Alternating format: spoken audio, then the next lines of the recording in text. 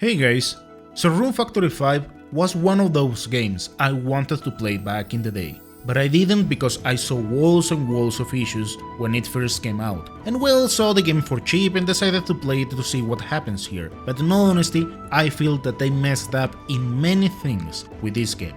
The most painful were gameplay and graphics, but not for what made seem to be the obvious reason, because its story is something I am not going to target. I mean, Rune Factory games begin in pretty much the same way. The main character has some sort of amnesia, and then people find out that they are Earthmates, aka the overpowered people in the story, where the plot is developed in different ways. In short, it is a light-hearted story that takes on a small twist here and there. I will give it a 7 because even the writers most likely said something like, "Aren't we throwing a bit too much cheese in this power of friendship thing?" And nothing wrong.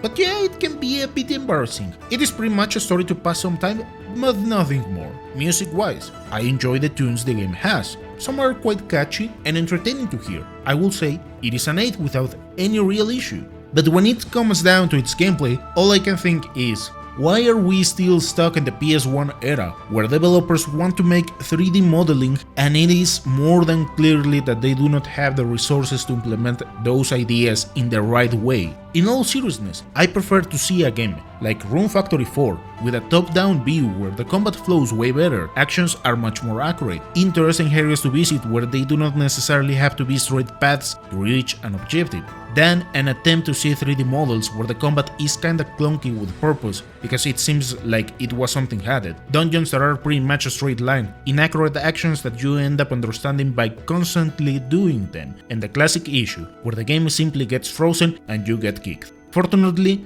not often, and there is autosave, but for some reason every time I left a house or something like that, I thought the game was going to freeze and die. On this end, different thoughts came at me, with ideas like, maybe they were experimenting a 3D game. This is not as uncommon as one may think, because there are several companies that sometimes test something with a game, and then they polish those ideas in the following entries. At this point, no idea, all we have seen are a couple of trailers for the next entries. But with all of this, a question may arise. Did you have fun playing the game? I will be lying if I say I didn't, but it was more like for dumber reasons rather than entertaining ones, like why can't I get married to some other characters? So I was running my mind really dumb ideas, or something like, well, let's look at the bright side. I have a wolf girl companion, a princess, and healing magic.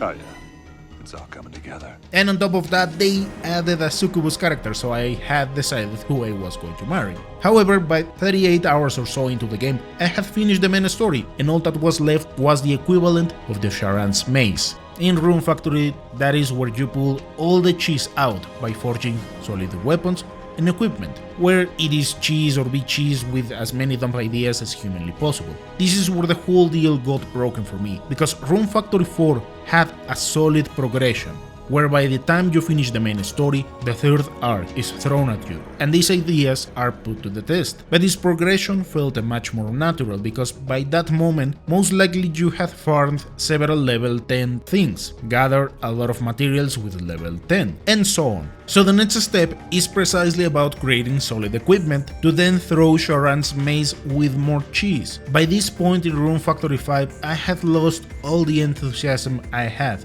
and simply put the game down. Gameplay-wise, at best, I will give it a 6, and graphically speaking, another 6, because it has its fun moments, and it doesn't run in an unplayable state. Nonetheless, consider that I am a bit of a masochist, and your average enjoyer. In other words, I would only recommend this game if you just want to have a short adventure to kill some time, where the story can be entertaining at times, but its gameplay can be polished much more. At the end, Rune Factory 5 is a 6.7. Thank you so much for watching, and I'll see you next time.